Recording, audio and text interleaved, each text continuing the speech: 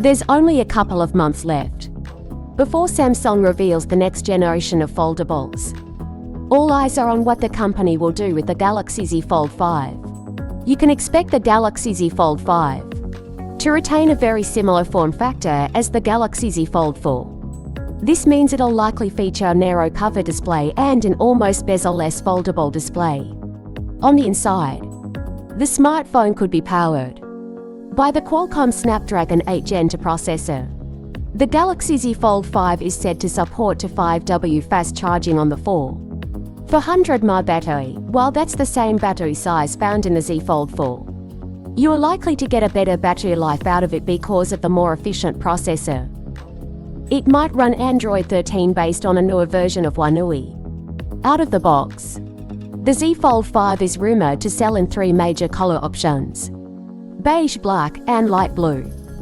The Galaxy Z Fold 5 is said to retain the same triple rear camera setup found on the Galaxy Z Fold 4. This includes a 50MP primary camera, 10MP telephoto sensor with support for 3x optical zoom, and a 12MP ultra-wide-angle camera. We expect some sort of improvement in the quality of the 4MP under-display camera on the inside. There is no word on the Galaxy Z Fold 5 price. It is expected to launch at the same price as the Galaxy Z Fold 4. We assumed Samsung would stick to its usual schedule, and we would see the Galaxy Z Fold 5 announced sometime around mid to late August this year. The phone could have an S Pen slot this time around.